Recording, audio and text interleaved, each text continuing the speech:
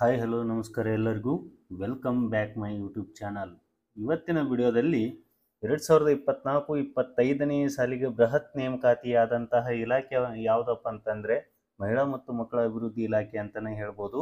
ಈ ಒಂದು ಇಲಾಖೆಯ ಅಡಿಯೊಳಗೆ ಯಾರೆಲ್ಲ ಅರ್ಜಿಯನ್ನು ಸಲ್ಲಿಸಿದಿರೋ, ಈಗಾಗಲೇ ಯಾರೆಲ್ಲ ಅರ್ಜಿಯನ್ನು ಸಲ್ಲಿಸಿದಿರೋ, ಇನ್ನೂ ಯಾರೆಲ್ಲ ಅರ್ಜಿ ಸಲ್ಲಿಸ್ತಾ ಇದ್ದಾರೋ, ಸೊ ಆ ಒಂದು ಹುದ್ದೆಗಳ ಒಂದು ನೇಮಕಾತಿ ಯಾವ ರೀತಿ ನಡೆಯುತ್ತೆ ಮತ್ತು ಅಲ್ಲಿ ಇರತಕ್ಕಂತಹ ಮಾನದಂಡಗಳೇನು, ಅಲ್ಲಿ ಮೂಲ ದಾಖಲೆಗಳನ್ನು ಸಲ್ಲಿಸಬೇಕಾದ್ರೆ ಯಾರಿಗೆ ಸಲ್ಲಿಸಬೇಕು ಮತ್ತು ಹೇಗೆ ಕೊಡಬೇಕು, ಆನ್ಲೈನ್ ಅರ್ಜಿಗಳನ್ನು ಯಾವ ರೀತಿ ಅಪ್ಲೋಡ್ ಮಾಡಿಕೊಂಡು ಅರ್ಜಿ ಸಲ್ಲಿಸಬೇಕು ಮುಂತಾದ ಮಾಹಿತಿಯನ್ನು ನಾನು ಈ ವಿಡಿಯೋದಲ್ಲಿ ತಿಳಿಸ್ಕೊಡ್ತಾ ಇದ್ದೀನಿ. ಅದಕ್ಕೂ ಮುಂಚೆ ಯಾರೆಲ್ಲ ಇದೇ ಮೊದಲು ನನ್ನ ಯೂಟ್ಯೂಬ್ ಚಾನಲನ್ನು ನೋಡ್ತಾ ಇದ್ದೀರೋ, ನನ್ನ ವಿಡಿಯೋದ ಕೆಳಗೆ ಕಾಣಿಸ್ತಕ್ಕಂತಹ ಸಬ್ಸ್ಕ್ರೈಬ್ ಬಟನ್ ಮೇಲೆ ಕ್ಲಿಕ್ ಮಾಡಿ ಇಲ್ಲಿ ಪಕ್ಕದಲ್ಲಿ ಕಾಣಿಸ್ತಕ್ಕಂತಹ ಬೆಲ್ ಬಟನ್ ಮೇಲೆ ಆಲ್ ಅಂತ ಸೆಲೆಕ್ಟ್ ಮಾಡ್ಕೊಳ್ಳಿ. ಹಾಗೆ ನಿಮ್ಮ ಸ್ನೇಹಿತರಿಗೂ ಕೂಡ ಈ ವಿಡಿಯೋ ನಿಮ್ಗೆ ಇಷ್ಟ ಆಗಿದ್ರೆ ದಯವಿಟ್ಟು ಶೇರ್ ಮಾಡಿ ಅಂತ ಹೇಳ್ತಾ ಬನ್ನಿ. ಹಾಗಾದ್ರೆ ಈ ಒಂದು ಅಂಗನವಾಡಿ ನೇಮಕಾತಿಯ ಒಂದು ಆಯ್ಕೆ ಪ್ರಕ್ರಿಯೆ ಯಾವ ರೀತಿ ಇರುತ್ತೆ ಅಂತ ನಾನು ಈ ವಿಡಿಯೋದಲ್ಲಿ ತಿಳಿಸ್ಕೊಡ್ತೀನಿ.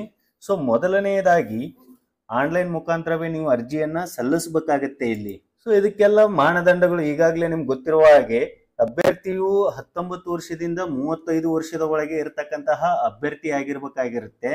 ಸೊ ಅದು ಕಡ್ಡಾಯವಾಗಿ ಮಹಿಳಾ ಅಭ್ಯರ್ಥಿನೇ ಆಗಿರ್ಬೇಕಾಗಿರುತ್ತೆ. ಈ ಒಂದು ಹುದ್ದೆಗಳಿಗೆ ಅರ್ಜಿಯನ್ನ ಸಲ್ಲಿಸಲಿಕ್ಕೆ 10 ವರ್ಷಗಳ ಸಡಲಿಕೆ ಇರುತ್ತೆ. ಅದು ಯಾರಿಗಪ್ಪ ಅಂತಂದ್ರೆ ವಿಕಲಚೇತನ ಮಹಿಳೆಯರಿಗೆ 10 ವರ್ಷದ ಸಡಲಿಕೆ ಇರುತ್ತೆ. ಹಾಗೆ ಈ ಒಂದು ಅರ್ಜಿಯನ್ನ ಸಲ್ಲಿಸಬೇಕಾದ್ರೆ ಅಭ್ಯರ್ಥಿಯು ಕಡ್ಡಾಯವಾಗಿ ಸ್ಥಳೀಯರಾಗಿರ್ಬೇಕಾಗಿರುತ್ತೆ. ಅಂದ್ರೆ ಹಳ್ಳಿಯಾಗಿದ್ರೆ ಅದೇ ಹಳ್ಳಿಯವರಾಗಿರ್ಬೇಕಾಗತ್ತೆ. ನಗರ ಪ್ರದೇಶದವರಾಗಿದ್ರೆ ಯಾವ ವಾರ್ಡಿಗೆ ಅರ್ಜಿಯನ್ನ ಕರೆದಿದ್ದಾರೋ, ಯಾವ ಕೇಂದ್ರಕ್ಕೆ ಅರ್ಜಿಯನ್ನು ಕರೆದಿದ್ದಾರೋ ಆ ಒಂದು ಸುತ್ತಮುತ್ತಲಿನ ನಿವಾಸಿಯಾಗಿರ್ಬೇಕಾಗಿರುತ್ತೆ ಅವರು ಕಡ್ಡಾಯವಾಗಿ. ಹಾಗೆ ಈ ಒಂದು ಹುದ್ದೆಗೆ ಮೀಸಲಾತಿ ಪ್ರಕಾರ ಅವರು ಹುದ್ದೆಗಳನ್ನ ಕನ್ಫರ್ಮ್ ಮಾಡಿರ್ತಾರೆ. ಸೊ ಅದು ಯಾವ ಮೀಸಲಾತಿ ಇರುತ್ತೋ ಸೊ ಆ ಮೀಸಲಾತಿಗೆ ಸಂಬಂಧಪಟ್ಟಂತಹ ಮಹಿಳೆಯರು ಅರ್ಜಿಯನ್ನ ಸಲ್ಲಿಸಬಹುದಾಗಿದೆ. ಹಾಗೆ ಈ ಒಂದು ಆಯ್ಕೆ ಪ್ರಕ್ರಿಯೆಯಲ್ಲಿ ಹಲವಾರು ಮೀಸಲಾತಿಗಳ ಒಂದು ಆದ್ಯತೆಗಳು ಕೂಡ ನಿಮ್ಗೆ ಕಾಣಿಸುತ್ತೆ. ಸೊ ಆ ಆದ್ಯತೆಗಳು ನಿಮ್ಗೆ ಒಂದು ವೇಳೆ ಒಳಪಡ್ತಿದ್ರೆ ನೀವು ಅದನ್ನ ಕ್ಲಿಕ್ ಮಾಡಿಕೊಂಡು ಅಲ್ಲಿ ಎಸ್ ಅಂತ ಕೊಡಬಹುದಾಗಿದೆ.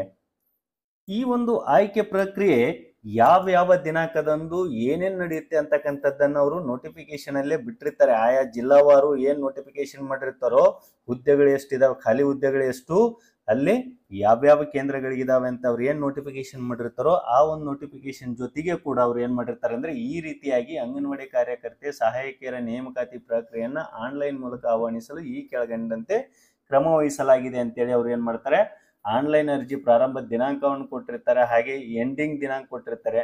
ಸೊ ಇದಕ್ಕೆ ಒಂದು ಅರ್ಜಿಗಳನ್ನ ಪರಿಶೀಲಿಸಲಿಕ್ಕೆ ಅಥವಾ ಸ್ವೀಕರಿಸಲಿಕ್ಕೆ ಡೇಟ್ ಅನ್ನು ಕೊಟ್ಟಿರ್ತಾರೆ.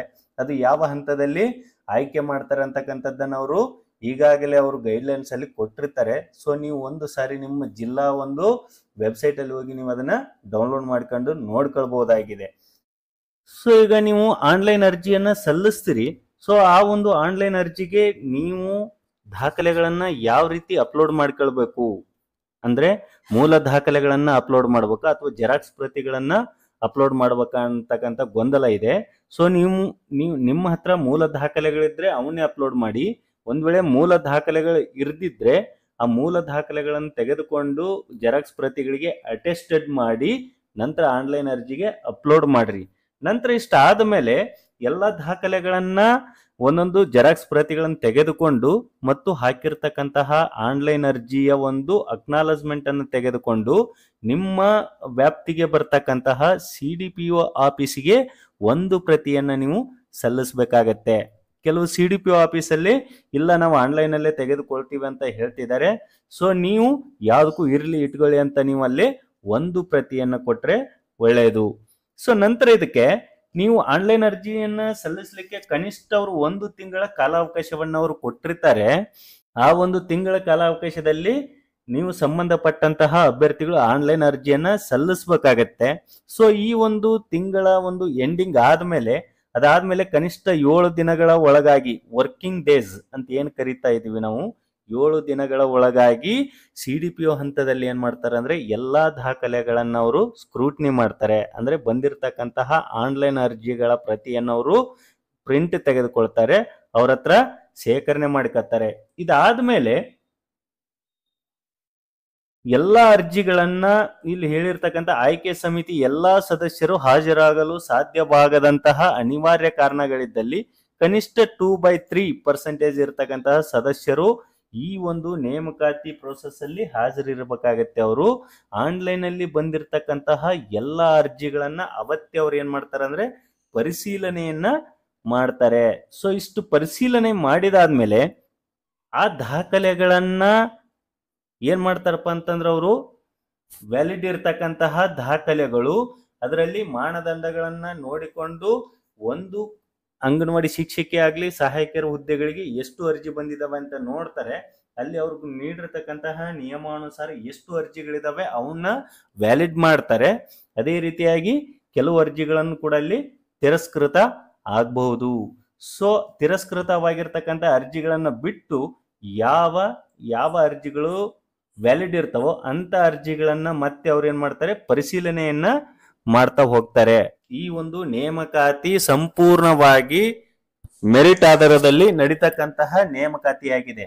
ಅಂದ್ರೆ ಅಭ್ಯರ್ಥಿಗಳು ಪಡಿತಕ್ಕಂತಹ ಅಂಕಗಳ ಆಧಾರದ ಮೇಲೆ ನೇಮಕಾತಿ ನಡೆಯುತ್ತೆ.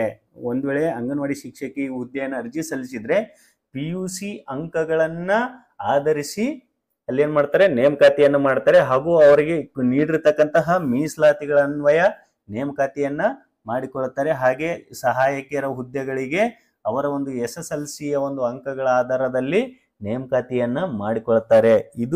ಈ ನೇಮಕಾತಿ ಸಂಪೂರ್ಣವಾಗಿ ಮೆರಿಟ್ ಹಾಗೂ ಮೀಸಲಾತಿ ಅನ್ವಯ ನೇಮಕಾತಿಯನ್ನ ಮಾಡಿಕೊಳ್ಳುವಂತಹ ಪ್ರೋಸೆಸ್ ಇದಾಗಿದೆ. ಇಷ್ಟಾದ್ಮೇಲೆ ಇದಕ್ಕೆ ಆದಂತಹ ಸಮಿತಿಗಳಿರ್ತವೆ. ಜಿಲ್ಲಾ ಮಟ್ಟದಲ್ಲಿ ಸಮಿತಿ ಇರ್ತವೆ, ತಾಲೂಕು ಮಟ್ಟದಲ್ಲಿ ಪರಿಶೀಲನಾ ಸಮಿತಿ ಇರುತ್ತೆ. ತಾಲೂಕು ಮಟ್ಟದಲ್ಲಿ ದಾಖಲೆಗಳನ್ನ ಪರಿಶೀಲನೆ ತಹಶೀಲ್ದಾರ್ ಅವರ ಅಧ್ಯಕ್ಷತೆಯಲ್ಲಿ ಏನ್ ಮಾಡ್ತಾರೆ ಪರಿಶೀಲನೆಯನ್ನ ಮಾಡಿ ನಂತರ ಅದನ್ನ ಜಿಲ್ಲಾ ಮಟ್ಟಕ್ಕೆ ದಾಖಲೆಗಳನ್ನ ಕಳಿಸ್ತಾರೆ. ಅಲ್ಲಿ ಮಾನ್ಯ ಜಿಲ್ಲಾಧಿಕಾರಿಗಳ ಒಂದು ನಿರ್ದೇಶನದಲ್ಲಿ ಅವರ ಒಂದು ಅಧ್ಯಕ್ಷತೆಯಲ್ಲಿ ನೇಮಕಾತಿಯ ಒಂದು ಪ್ರೋಸೆಸ್ ನಡೆಯುವಂತದ್ದು. ಸೊ ನಂತರ ಅಲ್ಲಿ ವ್ಯಾಲಿಡ್ ಇರತಕ್ಕಂತಹ ಅಭ್ಯರ್ಥಿಗಳ ಒಂದು ಪಟ್ಟಿಯನ್ನ ತಾತ್ಕಾಲಿಕ ಪಟ್ಟಿಯನ್ನ ಏನ್ ಮಾಡ್ತಾರೆ ವೆಬ್ಸೈಟ್ ಅಲ್ಲಿ ಮತ್ತು CDPO ಆಫೀಸ್ಗಳಲ್ಲಿ ಲಗತ್ತಿಸ್ತಾರೆ. ಸೊ ಅದಾದ್ಮೇಲೆ 7 ದಿನಗಳ ಒಂದು ಕಾಲಾವಕಾಶವನ್ನ ಅವರು ನೀಡ್ತಾರೆ. 7 ದಿನ ಏನಾದರೂ ಅಬ್ಜೆಕ್ಷನ್ ಇದ್ರೆ ಅಭ್ಯರ್ಥಿಗಳಲ್ಲಿ ಸಲ್ಲಿಸಬಹುದಾಗಿದೆ. ಒಂದು ವೇಳೆ ಯಾವುದೋ ಅಬ್ಜೆಕ್ಷನ್ ಇಲ್ಲ ಅಂದ್ರೆ ಅವರು 7 ದಿನಗಳ ನಂತರ ಏನ್ ಮಾಡ್ತಾರೆ ಅಂದ್ರೆ ಅಂತಿಮ ಆಯ್ಕೆ ಪಟ್ಟಿಯನ್ನ ಹಚ್ತಾರೆ. ಸಂಬಂಧಿಸಿದಂತಹ ಜಿಲ್ಲಾ ಆಫೀಸ್ಗಳಲ್ಲಿ ಆಗಿರ್ಬೋದು ಅಥವಾ CDPO ಆಫೀಸ್ಗಳಲ್ಲಿ ಅದನ್ನ ಹಚ್ತಾರೆ. ಸೊ ಅದಾದ ಮೇಲೆ ಜಿಲ್ಲಾಧಿಕಾರಿಗಳವರು ಏನ್ ಮಾಡ್ತಾರೆ ಅಂದ್ರೆ ಈ ಒಂದು ನೇಮಕಾತಿಯ ಒಂದು ಆದೇಶ ಪ್ರತಿಗಳನ್ನ ಅಭ್ಯರ್ಥಿಗಳಿಗೆ ನೀಡ್ತಾರೆ. ಸೊ ಈ ರೀತಿಯಾಗಿ ಅಂಗನವಾಡಿ ನೇಮಕಾತಿಯ ಒಂದು ಆಯ್ಕೆ ಪ್ರಕ್ರಿಯೆ ಆಗ್ತಕ್ಕಂತಹ ವ್ಯವಸ್ಥೆಯಾಗಿದೆ.